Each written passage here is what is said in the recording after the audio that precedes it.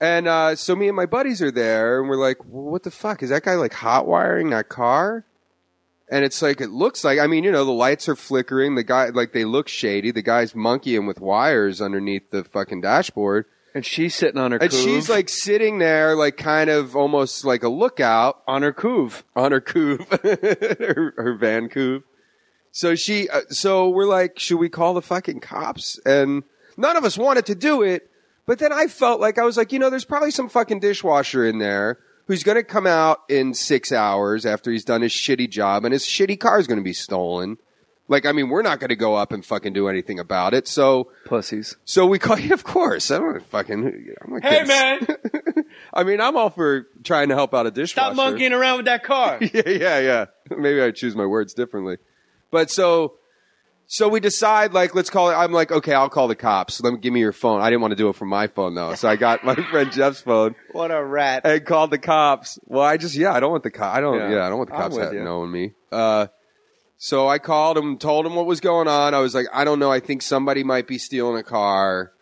This is what's happening. Here's where it is. So we leave the parking lot and park across the street to watch. We're baked out of our fucking skulls, too, when we're doing this. We're driving around smoking weed, and we're going to go eat at, like, a fucking Golden Corral. And so we watch, and it's raining. It's teeming fucking rain, pouring rain. So we're across the street watching, keeping an eye on the car. These two cop cars come fucking wailing into the parking lot. Cops get out of their car, guns drawn. Jesus. They're like, get out of the car, get out of the car. They make the guy and the girl get out of the car, lay on their stomachs it's pouring rain. And they fucking at gunpoint make them lay on their stomachs. And when we see all this go down, we're like, let's get the fuck out of here, and so we're driving away. My friend's phone rings. It's the cops or the 911 lady or whatever. And Star 69 is your friend. Well, I think they have caller ID at the cops, that number or whatever. Either way, so they call back. This podcast is from the past.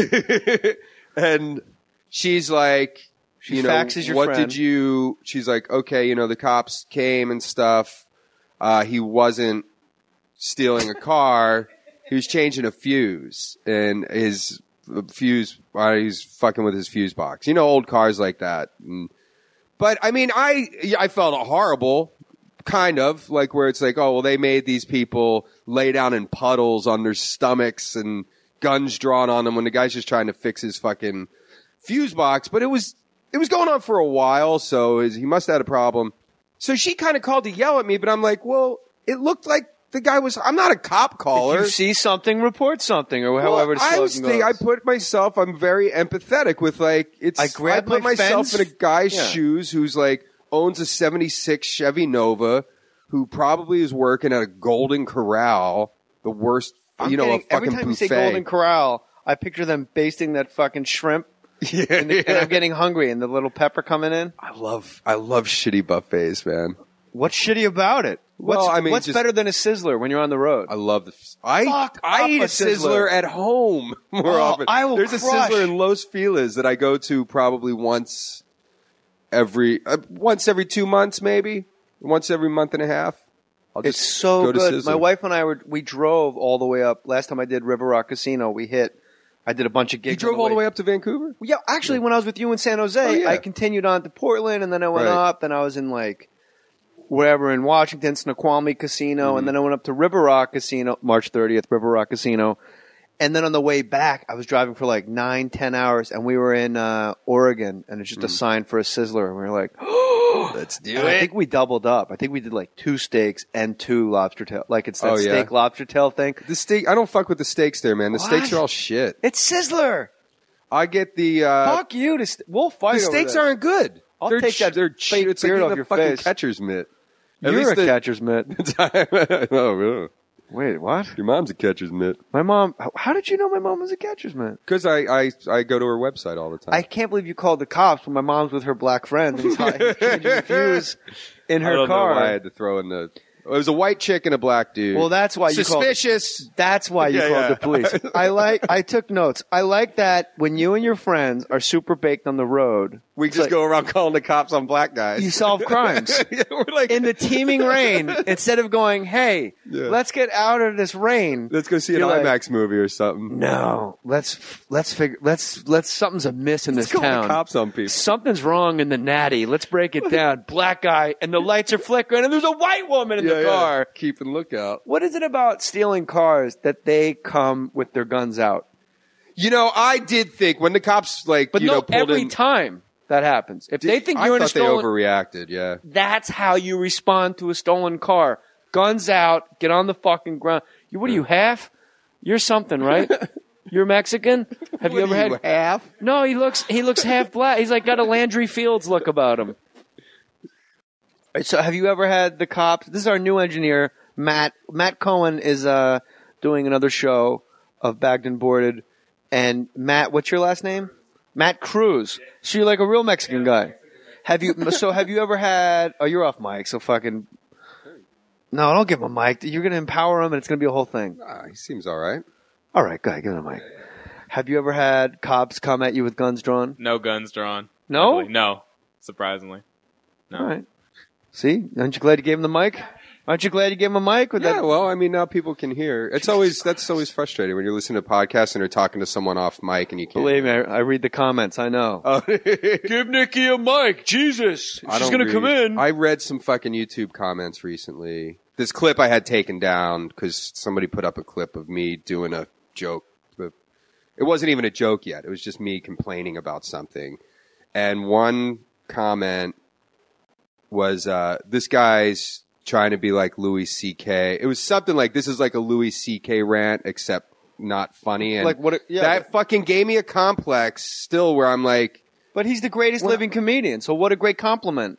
Through that but, you know, the last thing you want to do is just be have somebody say, oh, he's trying to be like this guy. Or That's why I just take their actual material.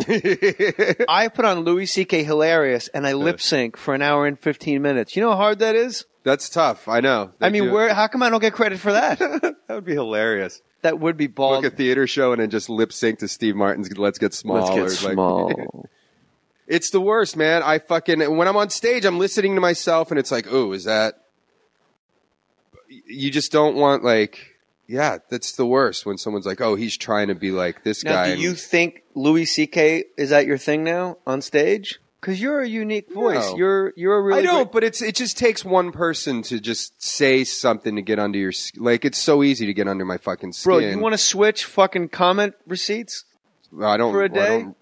No. Holy shit! I'm the fucking worst hack thief. Network sellout. Don't read that shit. It's right under the fucking YouTube thing that you're watching. Oh yeah. It doesn't say first. It's 30 pages of how you suck, and apparently my wife. She posts all these comments. No, I wish. You suck. You're bad in bed. You got a small dick. Honey, don't be so specific. Yeah, that would be very true. Yeah. I'm so bad in bed.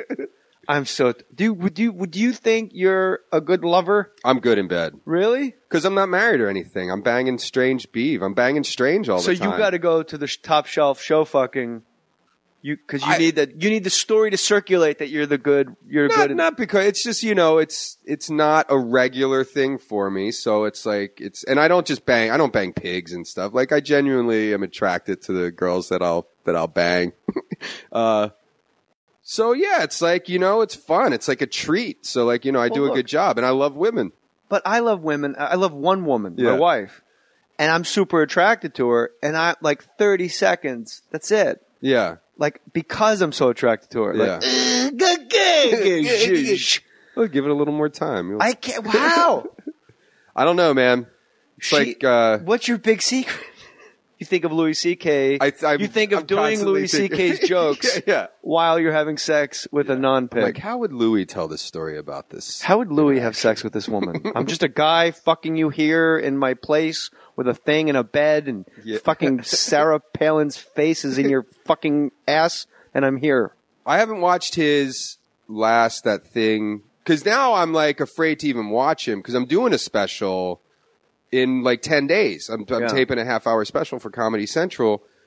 And the last thing, I'm not watching any comedians, especially him after that comment where I'm like, oh, man, I don't even want to see what he's doing because I don't want anything to leak into my brain. And also, I don't want to see somebody doing a similar bit that I'm about, like, I can't change what I'm going to do now. Like, I have this act that I'm going to do. You're ready and for launch. One of the big fucking, if somebody like has a big chunk about something that I'm going to talk about, that's just going to rattle me. It's tough. I don't think the listeners probably know. Like when you do a special, you hone it. And if it's a half-hour special, it's really 22 minutes. An hour is about 44 minutes. Yeah. Or unless it's HBO, then you get to do like 55 minutes. Yeah. And you're locked in. Like you are go for launch. Yeah. And you're on the launch pad. You're ready to go. And I sympathize with what you're saying. If somebody goes like, hey man, this guy's got this whole chunk over here.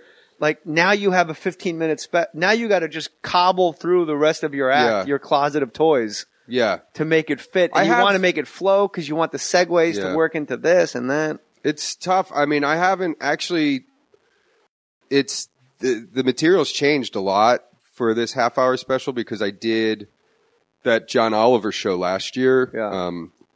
John Oliver's stand-up New York something.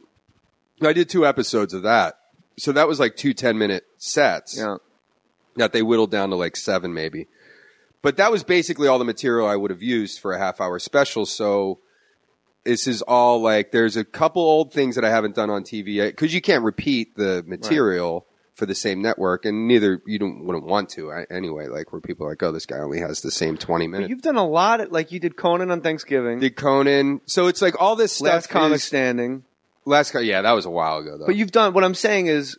I'm more sympathizing with you and letting the listeners in on this is like the unknown plight to people listening to podcasts is like if you're a comic, suddenly you put a half like to the guy in the street right now listening, delivering mail. He doesn't give a shit if you did a bit on Conan because probably didn't see it. He was asleep by then. But to you, again, it's that one motherfucker leaving a comment. Exactly. And when this fucking guy only has that one fucking joke. If I hear this again, I'm going to kill him or something. And you're I'll take it a step further, like motherfucker.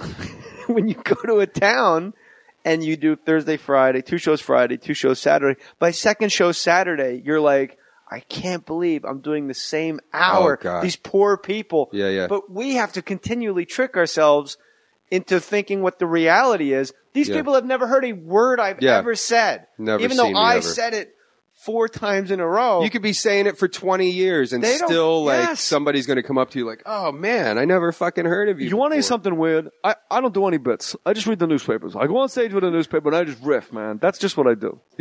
Is that your Brenner again? Brenner impression? No, that was actually my Chris Tucker. Chris Tucker. I try to keep it loose. And that's another weird thing with this half-hour special because I don't have I don't ever really lock anything in for like the way it's worded or like the order of stuff because really? I don't. You're the first guy I've ever heard that from. Do you do bullet points in the monitor? Oh yeah, I'll do that for the special. They are in order. List. Well, I mean they'll be in order, but like I will make a little set list before I go up. But it's not, it's just kind of a suggestion of like, well, here would be a good way to do it. Right. But then I'll get up there and sometimes like I just was in San Francisco Friday night. I did a show and there were certain things I wanted to work on for Jesus. What's that? You don't have to brag. Jesus. Hey, fucking, they love me up there. But before I even got I made a little list. I was only doing 20, 25 minutes and, I made a list of like, okay, here are the things I got to figure out, like, how to segue from this, or, the stuff that I wanted to kind of tinker with. And I did 10 minutes before I even did anything on the list. And it always happens. Yeah, which is fine. And it's like, that's how I want it to be. Like, I think it has to be organic and in the moment. And I'm not good at faking. Like, I can't even smile for pictures, like, without looking like a fucking jackass because who can? Some people, realtors and fucking senators. Yeah. Those are the only people that are like, hey, click. Like the rest of us are like, look at my stupid fucking face. Yeah, I'm a big phony. And that's how it is like if I'm having fun on stage, because we are saying the same shit almost every night. Right. So you have to, I mean, at least for me, I have to keep it can't be locked in. We're like, okay, I'm going to do the Microsoft joke and then the, voicemail thing and then this and then this and then this and I'll say that and that'll lead into this. And it'll just, I'll just get so bored. It's just doors in the house. It's the Winchester Mystery House. Because, you'll get bored. I'm listening to myself talk for a weekend. I'm listening to myself talk for 5 or 6 hours into a microphone. Yeah. I got to do something to keep it loose for me. Like, there's got to be shit that differences every night. I think you need to cut yourself slack because you keeping it loose for you ultimately makes the audience get a way better show. Yeah. Oh, totally. Oh, okay, good. Oh, yeah. No, that's why I do it. But then when you have something... Because if I'm actually in the moment and having fun, then it's going to be a better show. If I'm not having fun, the audience isn't having fun, You can smell it. I'm a bad phony. Like, I can't